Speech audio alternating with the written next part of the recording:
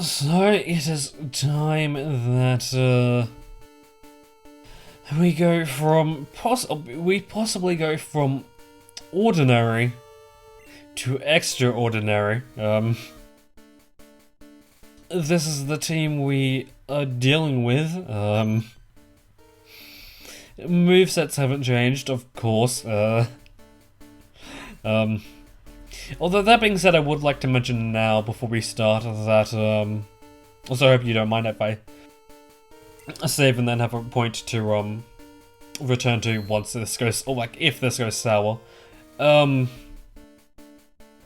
was planning on giving Emerson Hyper Beam, but I don't really want to spend the time doing it, as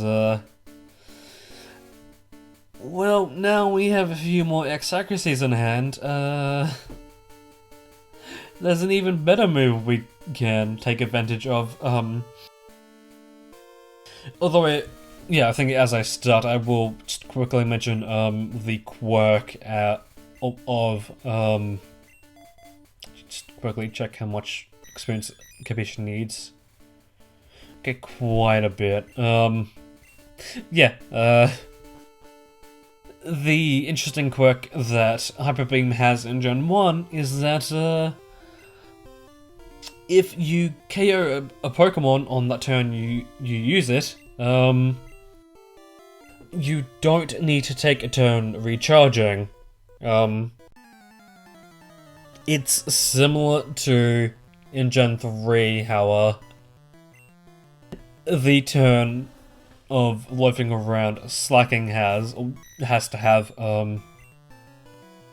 overwrites the recharge turn, meaning that you can just do whatever. Or you can still heal despite having just used Hyper Beam.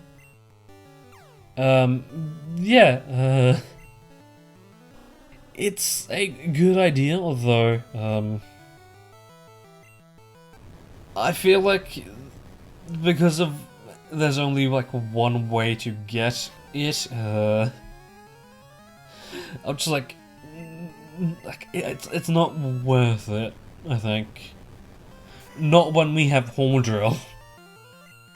So like, that's my reasoning behind that. Maybe that was a little bit more than I was thinking. Maybe. Anyway, I think whichever Elite Four member causes us to faint, that's the Elite Four member I'll start next episode at. As really the only differences in between this initial run and the next run when we're at a higher level is the fact that these fights up to that point will just go smoother. So really, it's just for the best if I do it that way. But yeah, Lorelei here, I would say is a pretty tough customer.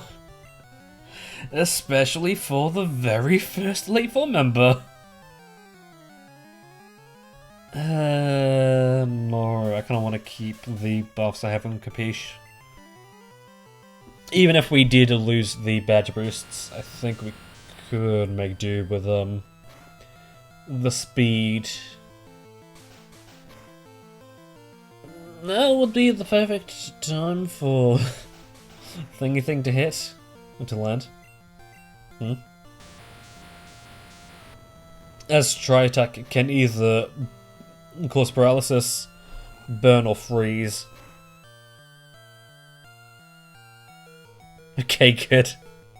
I was a little bit worried there since I had mentioned the frozen status that Jinx's Ice Punch would freeze me. And of course, this is Gen 1.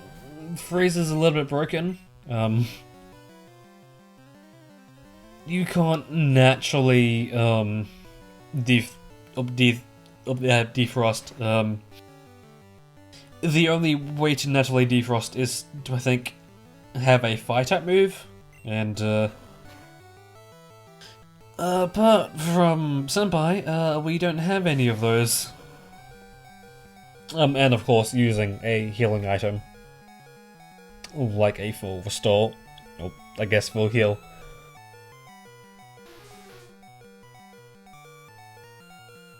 Is Homeboy faster than a Lapras?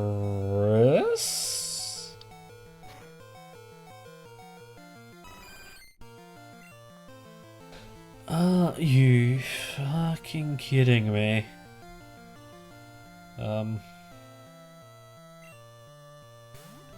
Fuck it, let's use Metronome. I've been. Ooh, okay. I've been meaning to use Metronome more because, like, that's the sole reason I have Metronome on Senpai. Oh.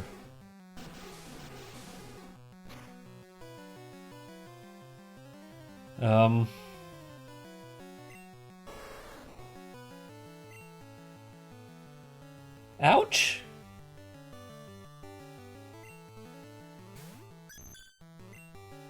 If I was a smart person, I would not have Senpai have thingy thing. But because I like fun, I'm just gonna give it Metronome. And see what we have. Although we did get a critical hit. So that's nice.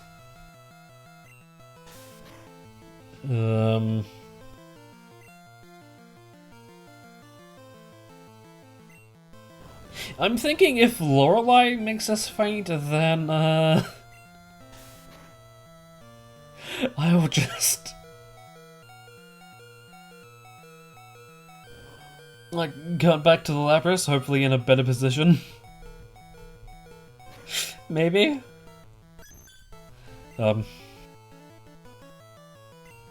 Also, I'm not entirely sure why I'm not healing, because, like... I guess it's kind of like the mentality of, like, because I limited myself to only a set amount, like, a set amount of items, it's like, oh, I kinda don't want to waste them here, of all things. Yeah, I'll cut the whole healing thing, as that could take a while, I think. Maybe. Okay, so, yeah, Lorelei is definitely much harder than Bruno here, as, despite him having the type advantage against us, not only do we have a few flying types, but, we also have two Pokemon that know Psychic type moves, so, yeah, no.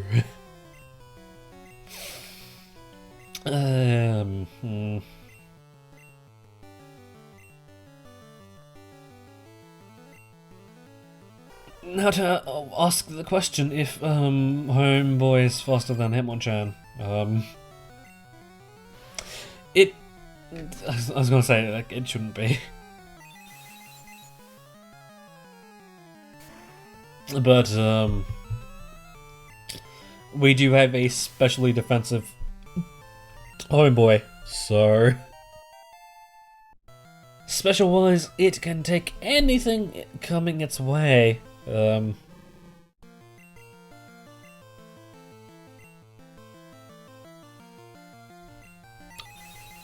Big brain Bruno plays, I suppose. It's like, what? Like, I don't know if this is just me, but like...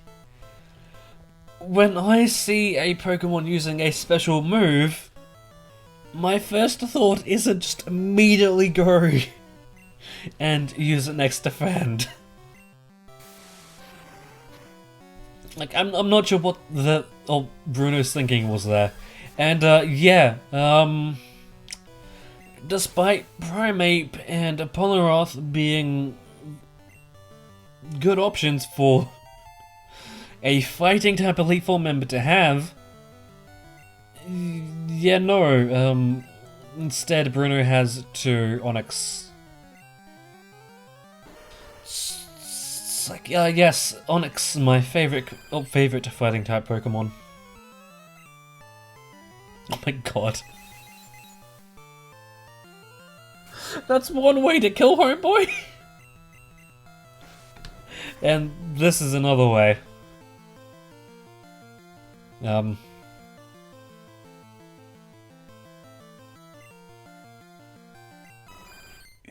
You son of a bitch. Yeah, I feel like Emerson can use some experience, as we will be using him for the next Elite Four member. Oh, Posh, like a lot for the next Elite Four member, as we'll be facing a lot of fighting types. Poison types. Yes, the best Elite Four, where they just decided to add two fighting type members.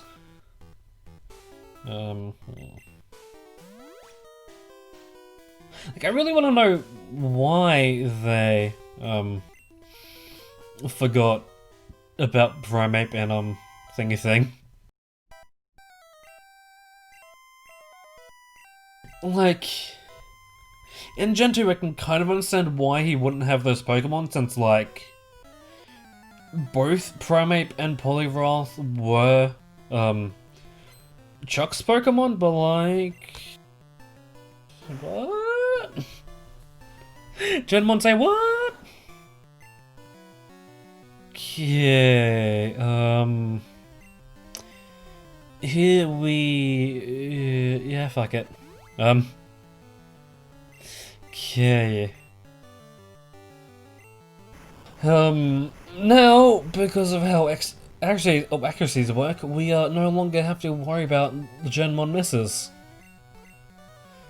Instead, we just need to worry about being faster than Gengar. Which is a feat in and of itself. Wait. I'm assuming that would be, affected by haze. Because, Agatha really does not like you buffing your Pokemon. Okay, thank you. I was a little worried there. Her Golbat knows, haze, and, that removes all stat buffs, and I'm thinking that affects X accuracy as well, I think. And, yeah, And, depending on how Gengar number 2 goes, we would then make a... Well, I guess, depending on how Arbok goes, we make the somewhat troubling, Agatha to a piece of cake. Probably more easier than Bruno was. Which is a surprise. Does Horjo work on Gengar in this game? Fuck it, let's find out. No. Because it's a normal type move. Who would have thought? What are we doing being faster than Gengar? What?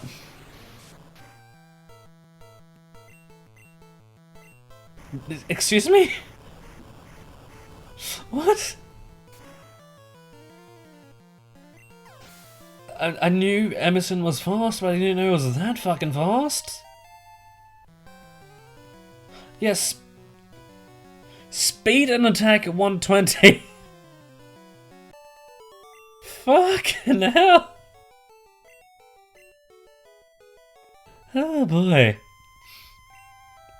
Wait, did we also see not take any damage from that? The fuck? I'm fairly sure we didn't. We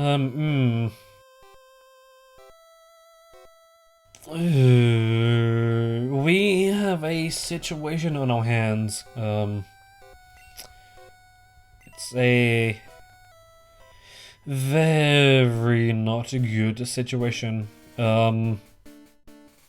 So remember when I mentioned Hyper Beam earlier this episode?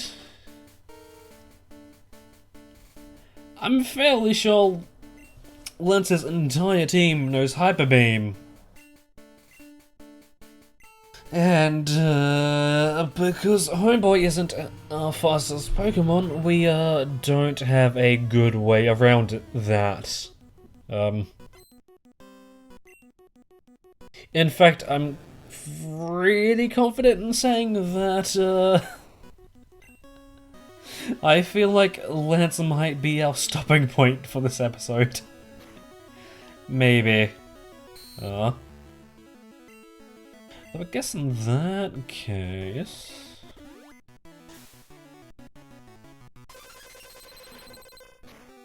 Of course.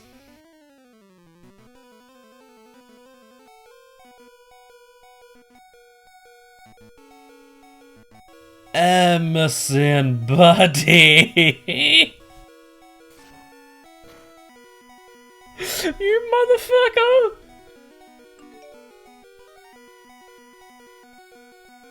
Oh my god.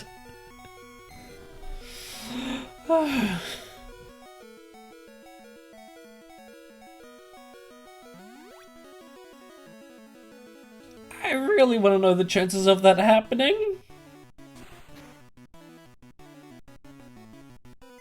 Okay, okay, good, we are faster than Dragonair, which is...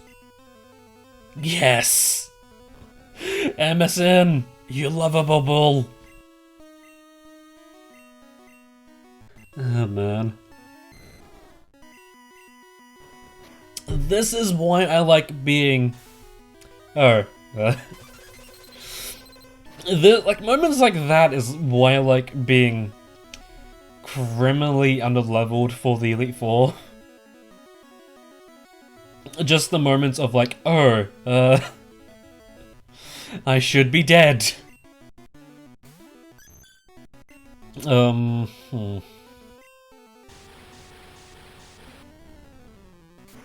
Dragonair's fucking slow. Holy shit.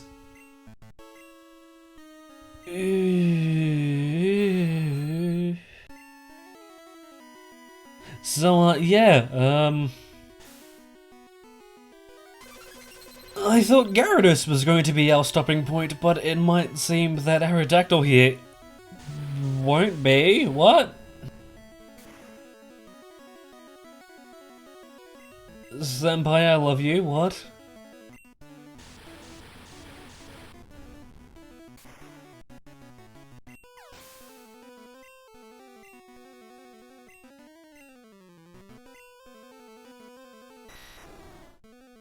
So I was half okay, no.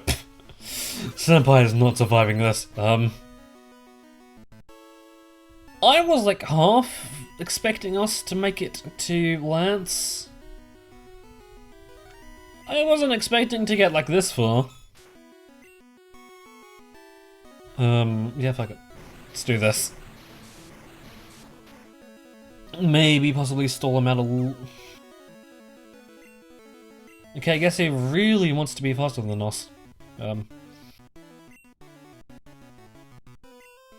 Ooh. Yeah, I was half expecting us to get to Lance. Maybe thought it was like Gyarados. Not make it to his Dragonite, that's for fucking sure. Buddy. Although he now no longer needs to take the recharge turn.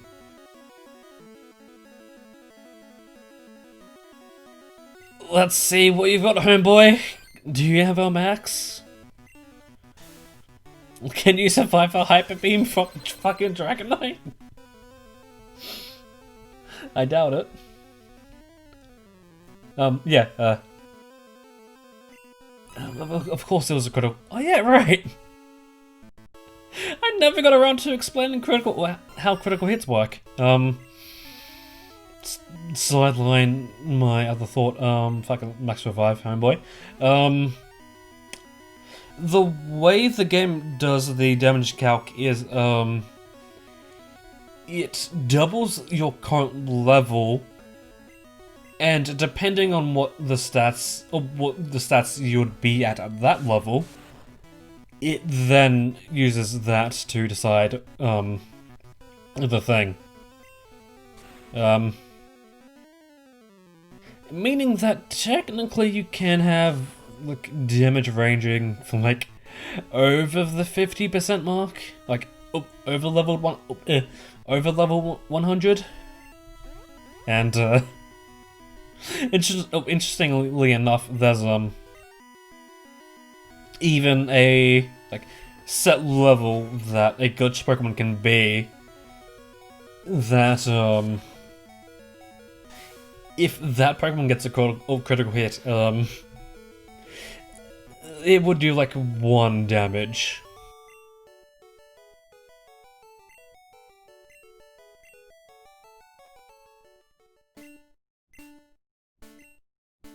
Yeah, buddy, Lance, I'm surprised too.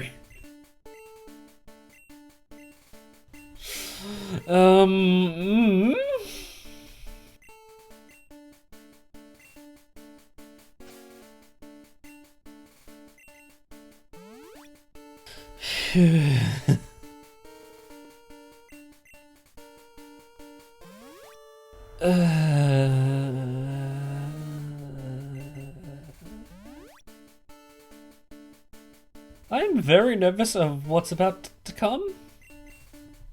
I mean, yeah, Champion Aineo only has like 3 Pokemon that are a threat to us. Those being his starter, Alakazam, I think in a way Arcanine? And in a way, his Executor, but not sure how the remaining Pokemon will go. Huh. You know what? Yeah, fuck it.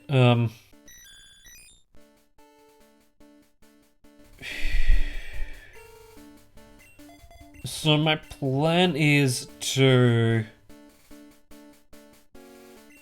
set up Capiche and hopefully be able to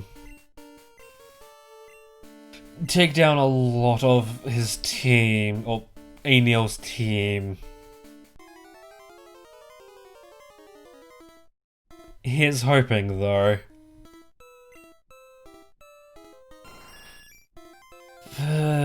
Because thankfully, or I guess depending on how you think about it, his Pidgeot no longer knows Sand Attack, which I guess is a good thing, but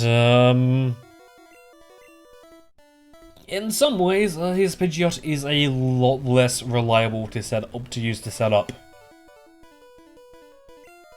which is a bad thing. Okay, how much does this do? We did about half with Thunderbolt.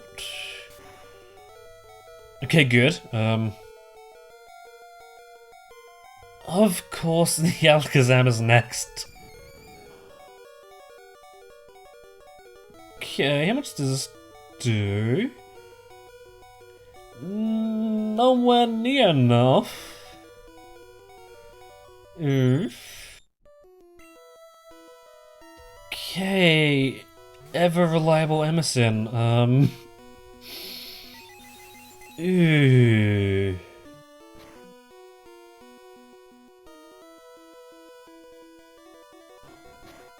Pog? Puck! Okay, Senpai. Do your thing, as I think Rhydon might be a freebie. I think. I mean, I might applaud it if it survived the thing.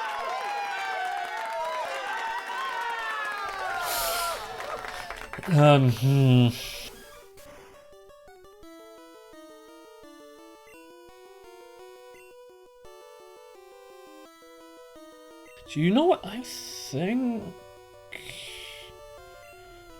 I might take the turn now to heal up Emerson because, I have a feeling the Arcanine is gonna come out soon, and, I kinda want a fully healed Emerson to take on that. Not to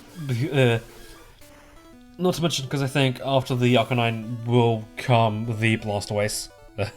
Especially now that Aniel wasted his thingy thing. Or it could come now, that too. Yeah,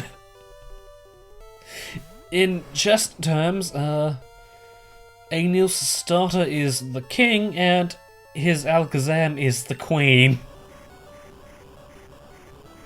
Like, that's a really fitting metaphor for his team, I guess. Yeah, you know what, let's not use Horn Drill against the Blastoise. Because I feel like that'll be like too cheap. I feel. Of course he did. Can you just like die, please?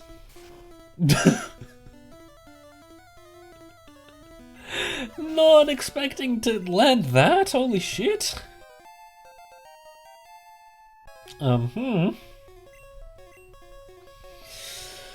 Okay, let's get Crude some action because Crude is still level 44. Although I guess Crude did help in taking down the Dragonite, so that's something. Am I just like really lucky tonight or like what? Because normally Hypnosis like always lands at least once. Like not even memeing, all the times I've come across Hypnosis in this run specifically, it's even worse in the other playthroughs I've done. I've always gotten cocked by Hypnosis. Which I guess is fitting, considering my trainer. Oh, my name. Homeboy?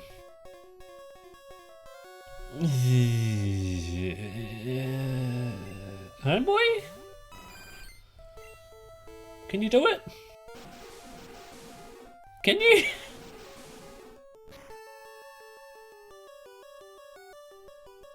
Gears, I feel like this Blastoise might be putting up quite a fuck. Yep, quite a fuck. I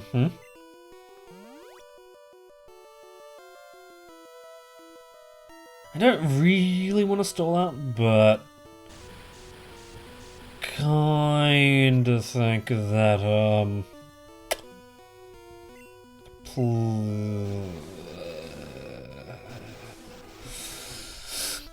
kind of feel like poisoning Blastoise was like one of the better ideas I could take with this. Okay. Yes. Yes. Pog. Oh my god.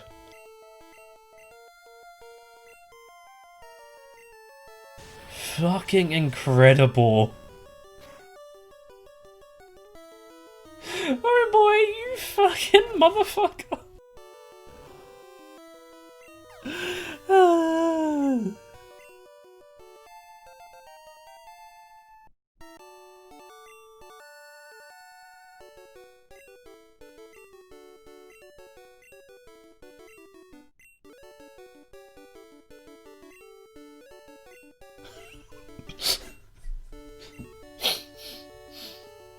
It's like Amy's philosophy on building a team. Using a diverse set of types, considering how effective each one would be. And then here comes Cockings. Fucking normal types go bruh. Fuck me. Oh man.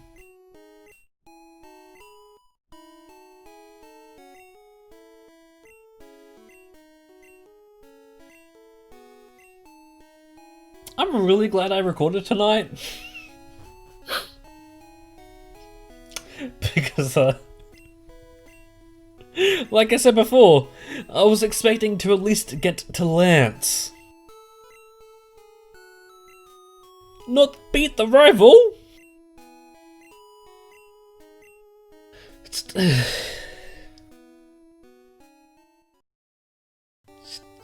Fuck me, man.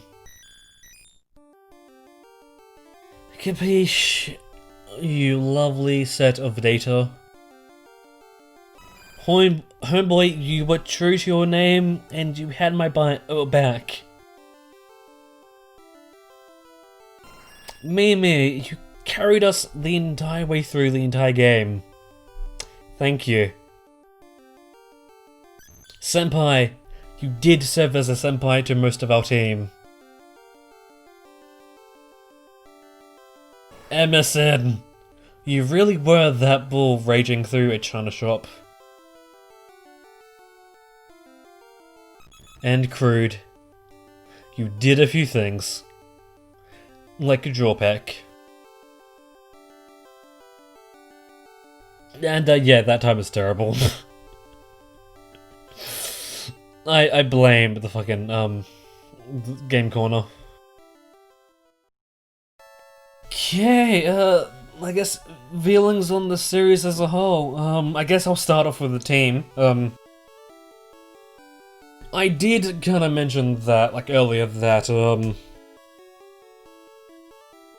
I feel like with the way normal types tend to be, like, a good fit for a sixth, or, like, the final team member, as, like, they can fill a lot of roles,